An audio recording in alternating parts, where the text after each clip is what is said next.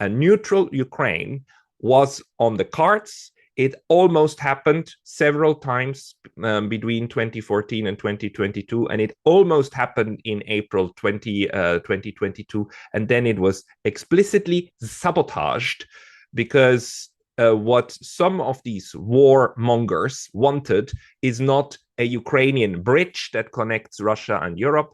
What they wanted was a Ukrainian wall and a Ukrainian trench that can be used to fight the Russians and defeat them. And unfortunately, this is something that we see time and time again, how peaceful off-ramps or peaceful, mutually beneficial solutions are being destroyed by people who want to use warfare as a method to get what they want. And we see that historically on many sides of many conflicts. So what we as peace activists need to figure out is, where do we come in order to influence not the other government, our own governments, in order to choose the path of de-escalation and reconciliation rather than going to war in order to get something that a couple of people want. It's difficult to wrap our heads around, but there are people who want to use war as a method to get things. And some of you, I mean, you have certainly heard from the military-industrial complex. You've certainly heard about the neoconservative movement in the United States.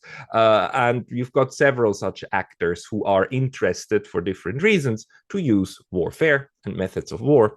And the question to us then is always how to work against that. But I received today 5 questions that I would like to speak about a little bit. The first one is about, actually the first and the fifth one, they are quite connected, about China and Japan, how China views Japan, and what can be done to overcome these threat narratives in order to build better diplomatic relations. The fifth question is then how Prime Minister Takaichi's recent statements on Taiwan are impacting the China-Japan relationship and the regional security environment. The short answer is that what I hope you know what happened in December. Prime Minister Takaichi, she was questioned in the Parliament of Japan in the National Diet by an opposition party member what she would do if the China actually send warships toward Taiwan, and her answer was that would constitute she used a very specific term. It was I think in Japanese it's kinkyu chitai, the emergency situation. It's slightly different, but it's basically an existence threatening situation was the term to Japan, and that would, under the Japanese constitution, at least under the current interpretation, allow Japan to send its self-defense forces to help defend Taiwan. That was her framing, that she would send the maritime self-defense forces to counter that. And that really made China angry, like big time, much larger than I'm sure that she expected. And also, I don't believe that she had in mind to say that, because she was really pressed by the opposition parliamentarian. And I think it slipped. She certainly believes that. She certainly sees it that way, but this was not a smart thing to say. Even Prime Minister Abe, the long-ruling conservative prime minister before her, even he didn't say something like that, because he understood if you do that, you unnecessarily create a very bad perception in China unnecessarily. So, and she did that, and I also thought, oh, China's going to be angry and then it's going to be over. They're going to protest this a couple of days or weeks and then it's going to be over. But no, China not only got mad, they got very mad, including recommending all tourists to stop going to Japan, and universities canceled joint programs with Japanese universities. Ritsumeikan in Kyoto had a partner agreement with several Chinese universities. They canceled that because they got so mad, and it's a huge thing. And China even brought this issue up in the Security Council at the United Nations. They really they showed a reaction that was also surprising to me. So on my channel, I talked about this with several Chinese colleagues, and they told me, "Look, Pascal, if the Japanese use such language, then what we remember is the 1930s. We remember how Japan used the same words in order to justify first the invasion of northern China, Manchuria, Manchukuo, and carve out a separate China. And then we remember how they used that in order to have a war against nationalist China, against Chiang Kai-shek, and how this kind of language was used to kill literally millions of Chinese, millions of our grandparents and great-grandparents. We remember that, and we will not take that again." So that's the sentiment in China. Now, when we look at Japan, this is hard to understand. And I would like to just explain something very important, that the biggest difference between Japan and Germany is that Germany has developed a culture of remembering your own crimes during the Second World War, while Japan has developed a culture of pacifism about war. And both of these have good consequences, and both of these have unintended consequences. In Japan, I would say the pacifist sentiment about war is very, very large. And one of the challenges after 1945 for Japan was that within the time frame of 7 years, 8 years between 45 and 53, Japan had to do a 180-degree turnaround, right? To go from the United States is our worst enemy to the United States is our ally, partner, and best friend. They had to do that. There was just no other, there was nothing else that could be done after the complete surrender of 45. One way to achieve that, to become friends again with the previous enemy, which basically is a good thing, is to not focus on the who did what, who killed who where, but on the suffering. So Japan, for the last 80 years and still today, what Japan most remembers is that people suffered. That's why we also have big ceremonies in Hiroshima and Nagasaki, but we have them also in Tokyo for the fire bombings. War is terrible. War means suffering. War means death. And that must never happen again. So this is the core of Japan's, I would say, pacifism today. But what that does, the unintended consequence is that the idea of responsibility then takes a step back, right?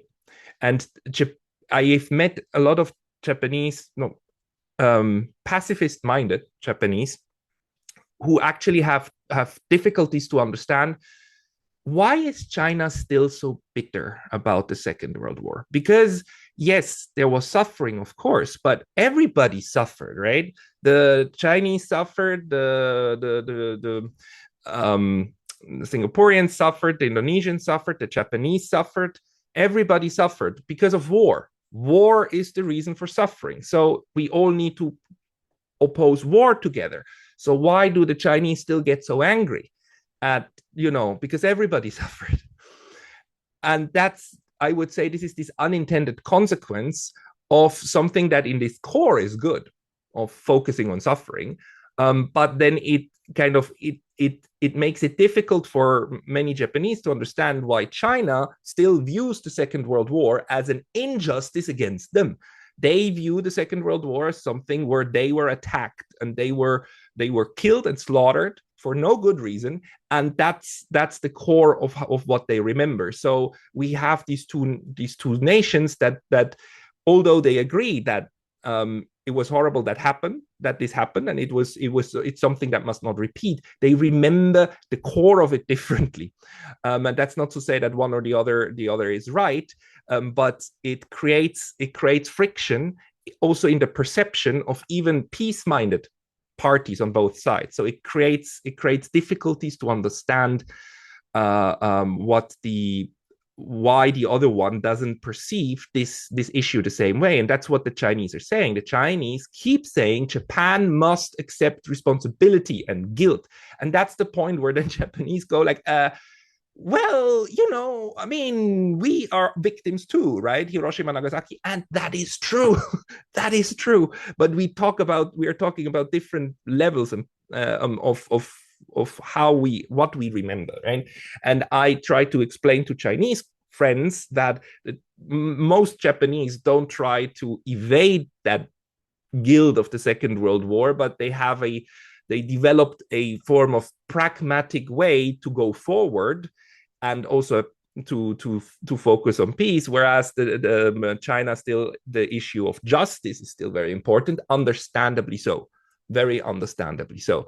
But the Chinese then interpret that as a way to escape the responsibility of the Second World War, and that's just on the level of people who actually want peace. And then we have people in both places who say, like, I mean, in Japan we have right-wing idiots in black vans with flags who shout horrible things about Koreans and Chinese. They're a tiny, tiny, tiny minority because they're also very scary. Like basically Japanese skinheads, like tattooed idiots, they would love to go to war, but they're tiny and they're not that significant. But we do have within the conservative liberal democratic party still people who adhere more to a militaristic tradition. They are also not very huge, but they have political influence. And on the Chinese side, we of course have people who say, like, look, we developed all the tools that we have to have in order to punish Japan 80 years later. So unfortunately, we also have in both sides people who belong to the pro-war faction. However, at the moment, right now, in both countries, the masses of people who just want a good relationship are huge. They're huge. And that's something that we can work with. And tourism to Japan did not at all go to zero. And there's many Chinese friends and colleagues who are here in Japan. So the recent episode didn't eradicate Chinese-Japanese relations. They are just a reminder that we need to figure out a better way for this, also the historical memory about the Second World War and ties between China and Japan on a political level that must help de-escalate these tensions. But neither Japan, I mean, politically or in civil life, nor China today as we speak have any kind of interest in a war. On an official level, none, because also Taiwan, a Taiwan contingency, if something happens in or around Taiwan, that is automatically an Okinawa contingency, and that will be automatically a Japan contingency. There is no interest in that something like this actually really develops, and that gives me a bit of hope.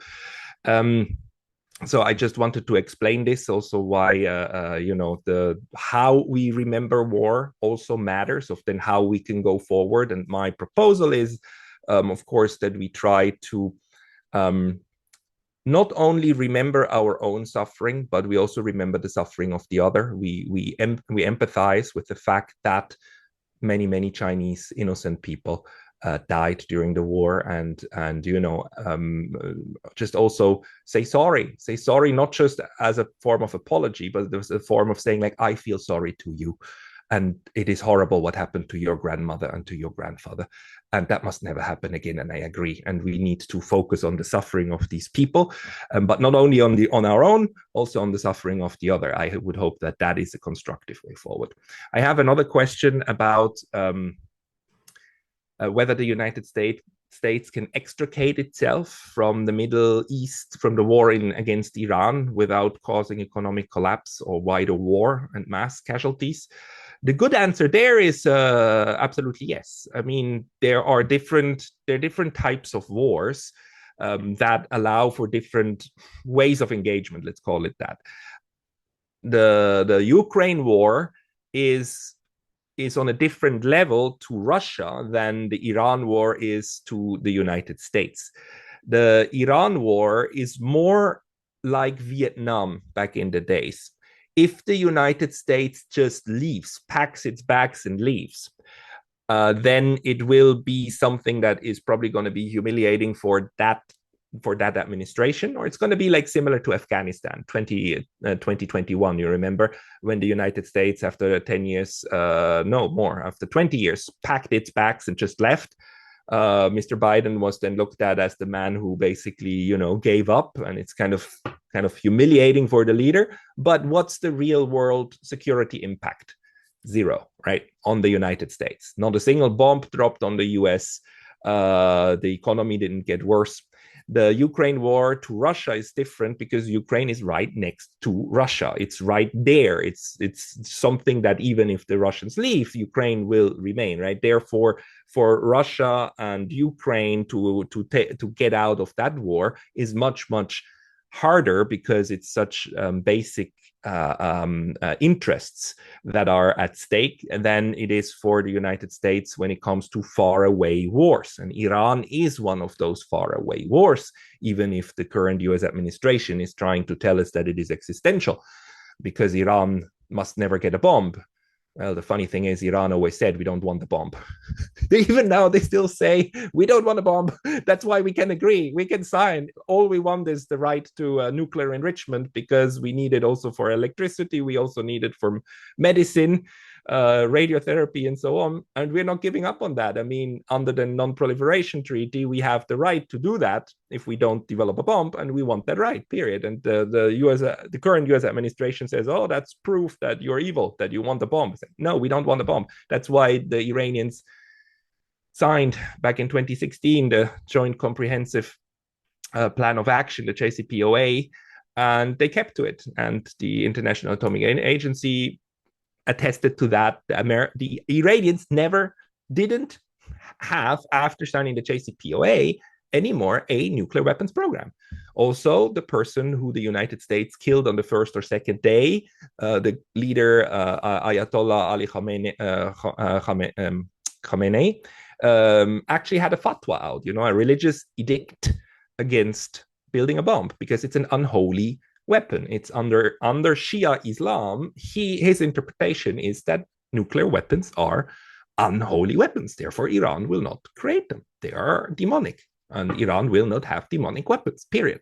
And that's the man that was then killed on the first day. But, there is a lot of very bad thinking going on in the US-Israeli war faction, and to a good part when it comes to Israel, also to the genocide faction, of course, that want to implement policies of emptying out their immediate environment in order to resettle other people there. But this bad thinking then, of course, continues, and it leads to some political speech acts. The US president still pretending until this day that the war against Iran is about the nuclear weapons, when in fact the real reasons, there's various other reasons with various factions also inside the United States, including evangelical Christian Zionist people who have like the Secretary of War, Pete Hegseth, who have a very crusading mentality with even crusader tattoos on their skin. Not kidding. The Knight Templars and so on, tattoos that this man has, and believes in the necessity of conquering the Holy Land and bring about Armageddon. I mean, there's even such like crazy ideas are part and parcel of how today's political United States what has influence in today's political United States that then are happy actually about war. But the point here is that this war is so far away that if the United States packed up its bags and just left, the impact would be about as big on the United States as the impact was of the United States leaving Vietnam. So yes, the administration who does that will politically suffer, but actually it would make economically more sense. And I just want to remind everybody that in 2024, Mr. Biden went to Vietnam and had big ceremony, and the United States was celebrating the fact that they just signed a strategic partnership agreement with Vietnam in 2024. And they were shaking hands, and they were all smiles. Haha, we're in such a good relationship because we need to oppose China. That's the whole main idea. We need to oppose China together. That Vietnam that they shook hands with is, of course, North Vietnam. It's the same government. It's the successor government of North Vietnam. It's the same because North Vietnam won over South Vietnam. South Vietnam stopped existing. North Vietnam is today's entire Vietnam. And, while in 1975, the United States left on the helicopters, on the choppers, right, and then threw a tantrum and didn't interact with Vietnam for over 20 years. In 2024, they signed strategic partnership agreements. It's just, war, once it's over and once some time passes, is utterly ridiculous. Like, there was no necessity for the Vietnam War back in the 60s and 70s. And once the United States left, it didn't cause the collapse of the United States or the US system. And so today as well with Iran. So the good news is the United States could pack up and leave and it would still be fine. And you in the United States wouldn't suffer negative consequences. On the contrary, less expenses over there and less throwing money at Israel would actually probably benefit US citizens. The bad news is that historically speaking, getting the United States out of one of their useless counterproductive and horrible overseas excursions, overseas war is usually something that takes a long time, unfortunately. I do hope that with Iran and the Middle East, it will be faster than with Vietnam, but it took also a long time in Vietnam. But eventually it ended.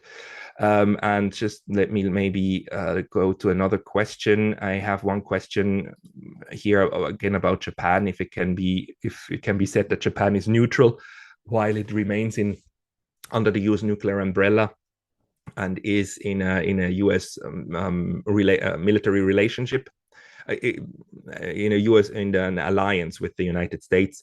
And for this question, I would say that no, Japan today. Sometimes some people call Japan neutral, but that's a misunderstanding because Japan today is definitely I would say a pacifist country. Article 9 of the Japanese constitution that says that Japan will not maintain regular military forces and renounces war as a means of statecraft. That is a pacifist political setup. It's a pacifist understanding of how the state should interact on the international level, but it is not a neutral. It's not a neutral way of organizing security. The U.S.-Japan alliance is, of course, an alliance. Although, interestingly, of course, what Japan has to give, according to the Alliance Treaty, the 1960 Security Treaty, is it has to give bases.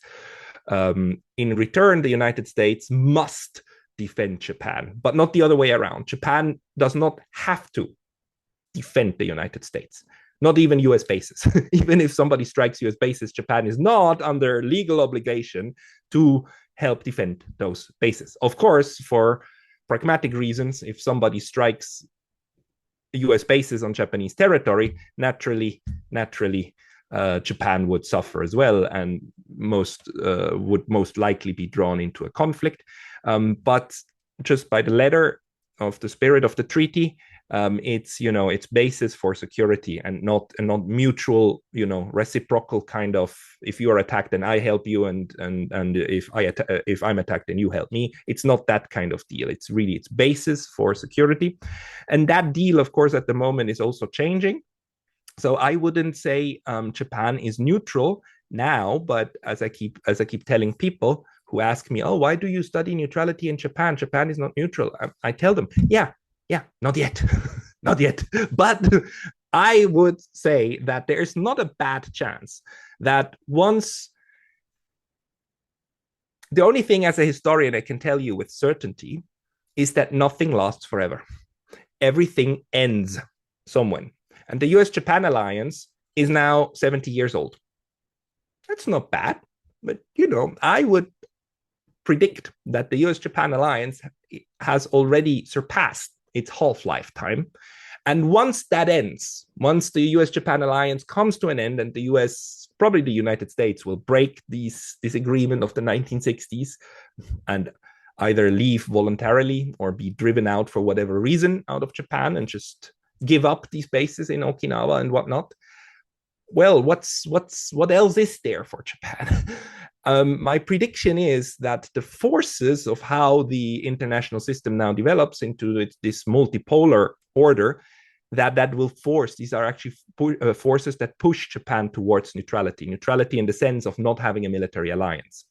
Because an alliance with China, hard to see. Alliance with South Korea, well, I mean, they work together when they have to, but they really don't really like each other very much. So if they have a choice, they won't. An alliance with Indonesia or somebody else, hard to see.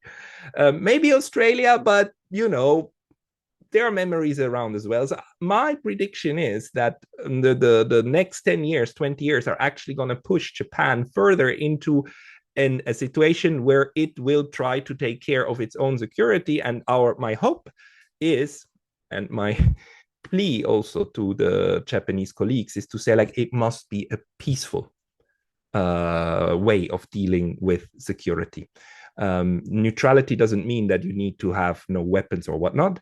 You don't need to be completely pacifist, but you need to have an understanding that your weapons will not be used abroad. They will be used only to defend yourself at home, never abroad. Self-defense abroad is the mother of all sins, is the mother of all wars, and that needs to be avoided at all costs. So self-defense at home and a neutrality that makes sure that Japan will not be drawn into the wars of others. And I've already reached 30 minutes, so I will close with that. Thank you very much. Thank you. Wow, that was, in 30 minutes, you covered a lot of ground, yes. So I'm going to open the floor to questions. I'm going to ask people to raise their hands electronically for questions, but I happen to know that Tarek next to me has a question, so we're going to put him up here. Thank you very much. Really appreciated that talk. And my question revolves around Irish neutrality, where I spent a considerable amount of time working with Irish people trying to maintain their neutrality in the face of this government that wants to get involved with the EU, with NATO, all of that. So what's your feeling about the possibilities and the potentiality of real Irish neutrality? Irish neutrality, just like Austrian and Swiss neutrality, have the problem at the moment that they are being attacked basically by not by some individuals, but by the war mentality that is spreading in Europe. This idea that war with Russia is inevitable and that NATO is the only thing that can save the European continent, that kind of idea is currently eating up even the neutral stances under the last remaining pockets of neutrality in Europe. And the leadership actually of all three countries at the moment is very much in favor of closer ties with NATO. And in the Irish case, they've been in favor of that for a long time, which is why Shannon Airport for the last 25 years is actually being used by the US and NATO military forces, also as a logistical hub, right, in order to transport stuff then further to the Middle East. And this is something that has been quite painful to many Irish peace and neutrality activists, because also for Ireland, the Irish neutrality is, of course, a way to make sure Ireland doesn't go to war with others and remains what it has been for the last 100 years of its existence, which is like stay out of these imperial wars of the former colonizer, including most importantly Britain, of course. But this is currently under very strong political pressure and strain, and we see how quickly it can go once the ground is ready, because we've seen that with Finland and Sweden. Sweden, neutral for 200 years. Finland, since the end of the Second World War, maintained a balance and neutrality, non-alignment. And then it took 20 years from the years 2000, when both of them stopped using the term neutrality and just called themselves non-aligned, and then also faded out the term non-alignment, just called themselves not part of any alliance. And how the government started preparing the ground, prepare until then in 2022, once the enlargement of the war in Ukraine happened, they just said like, now's the time. They flipped the switch, and within 2 months, well, for Sweden it took a bit longer. It took a year, but within a year they were both then NATO members. So it can go very quickly.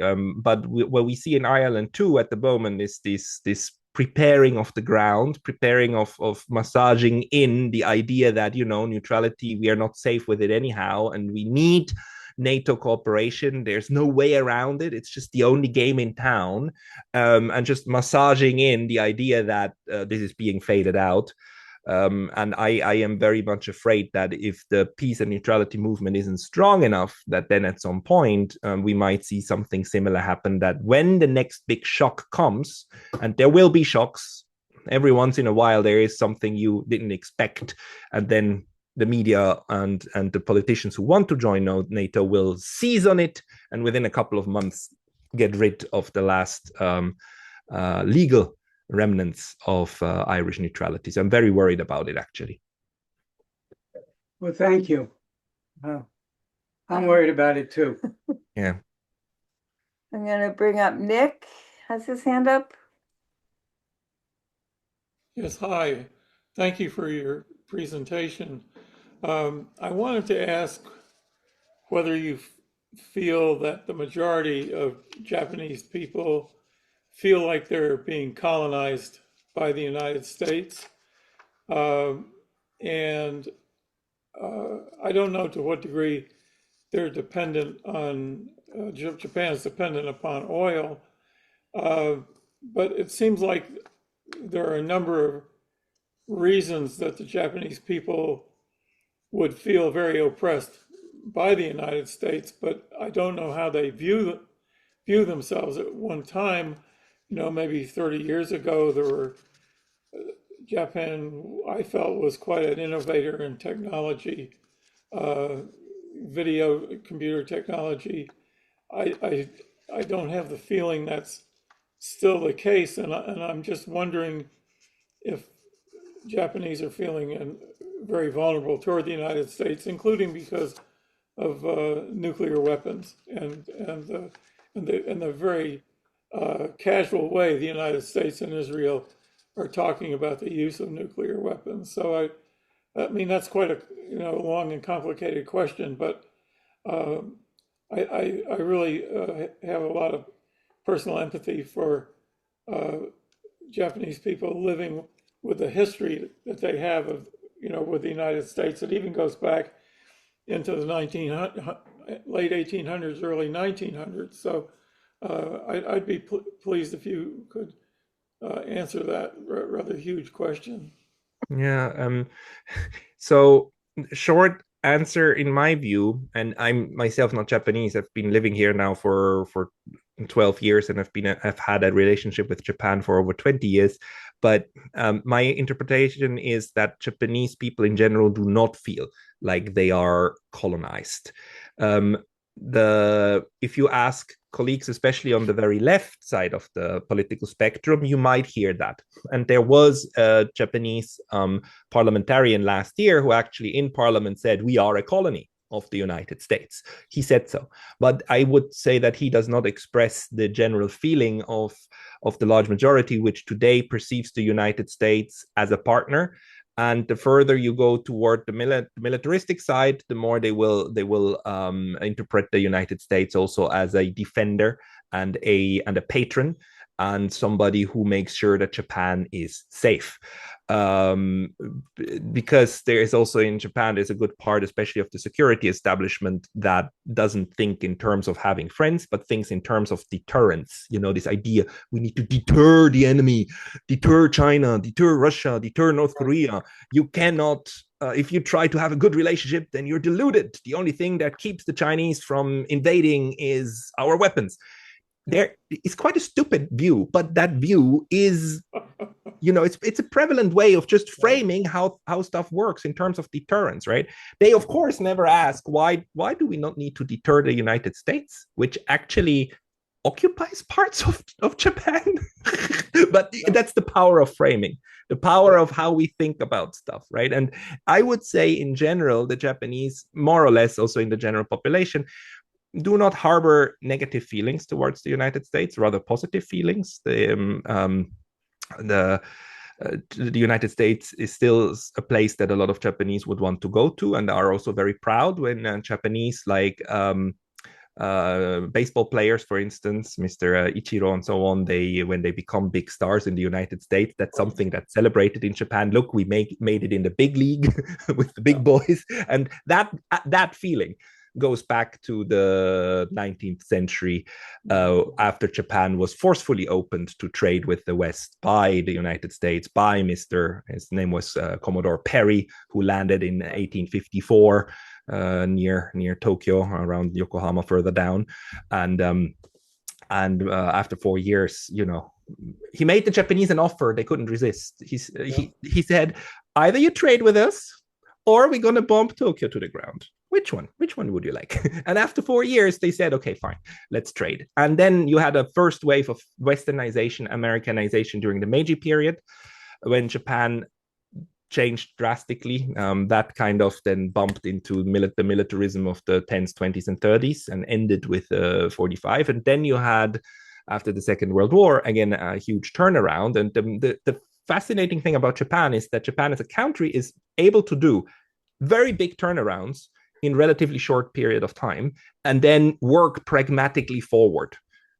My hope is that they will do that when it comes to China and, you know, Japan's reintegration into Asia, because Japan still today perceives itself, you know, I have a lot of Japanese friends who talk about Asia, and when they say Asia, they mean Southeast Asia. China is its own category, and Japan is its own category. At some point, we need to work on an you know, pan-Asian or pan-Eurasian perception of that integrates Japan, reintegrates Japan into Asia. But that's a long process, but probably an interesting discussion. Thank you. Thanks very much.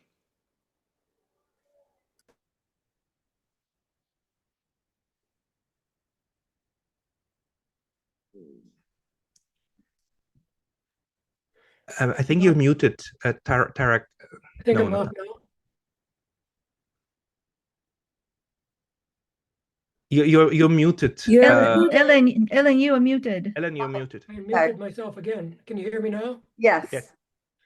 So I wonder if you could speak a little bit more about the Japan's right wing, the LDP, say conservative party, and how they see Trump. You know, Trump was very supportive of Abe, and he's been supportive, and even our national security strategy now, it might criticize NATO, but what they're advocating is we got to go even further to the right wing.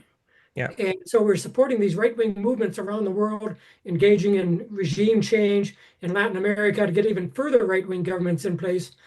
And so we're almost drawing up an international fascist movement centered in Washington, D.C. now.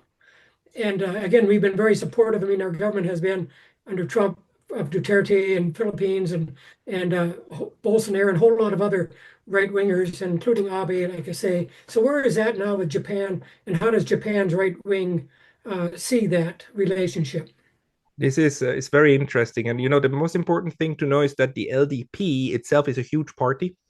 And it is, I would say, the best way to think about it is that it is a conservative party. And within that, it has the very right wing, and current Prime Minister Takaichi belongs rather to that one, but it also has like left and moderate forces. I would put Mr. Abe somewhere in the middle to the right. The previous prime minister, Mr. Ishiba, was definitely on the liberal side, and he's a very smart man. I just the moment when he got my respect was shortly before he became prime minister. He actually published a little paper in the Hudson Institute, and he said like it was the time when the US administration actually said already, the previous one said, oh, Japan must step up, they need to be better allies, because it's not fair that we, the United States, provide all the protection and they don't protect us. We need reciprocity. If the United States is attacked, or if the US Navy is attacked somewhere off the coast of Taiwan, whatnot, then Japan should help us naturally, because we're allies, right? Reciprocity. And Mr. Ishiba said, I understand that. Reciprocity is important. We should do that, but in which case, that we should also have base reciprocity. So we should have a Japanese base in San Francisco. and that, of course, never went very far. But that showed to me that leaders like him actually, they think about this in a more nuanced way, and they do understand that there's an imbalance, even if you cannot really say that out loud once you're in office. But there is people who understand that. Whether current Prime Minister Takaichi understands it or not is a different question. The interesting thing about her is that although she's a right-winger and she is campaigning for changing Article 9, when she went to the United States 6 weeks ago, she used Article 9 in order to explain to Mr. Abe that she does not want to send ships, Japanese maritime self-defense forces, to the Middle East, to the Gulf, because Abe said, like, you should send them, especially the demining ships. And she used Article 9, and this was rehashed here in Japan quite a lot, and Japanese media was quite proud of her. And they repeated it quite sometimes, that she explained to him, Donald, there are things we can do and things we cannot do because, the peace constitution, the pacifist constitution, which you Americans wrote for us. And she used that to explain, to say no to him.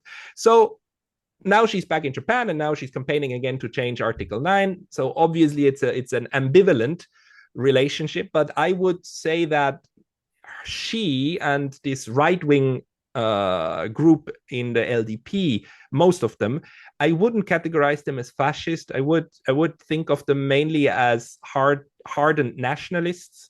But the nationalism within the LDP, and there's various flavors of that, but one and a big flavor is, you could even call it kind of healthy nationalism, the type of people who would not want to go to war for somebody else. Is like, Japan needs weapons, a lot of weapons, and we need to be scary, but we need to be scary in order not to have war with others. I don't agree with that mindset, but it's different from the mindset of we need a lot of weapons in order to help the United States invade Iran. That's something that very, very, very few Japanese would actually sign up to.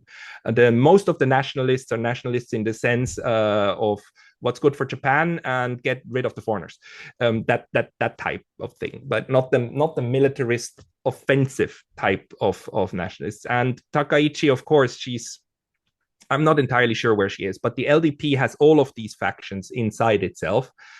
And she won a bigger victory than Mr. Abe before. But the fascinating thing about Abe is that, of course, he was a right-winger, but as a right-winger and as a nationalist, he then implemented a couple of things which surprised me, which I thought it would take a left-winger to do, but it was a right-winger. One of the things was that in 2015, he reopened a can of worms from the Japanese perspective, which was the comfort women issue with the Koreans.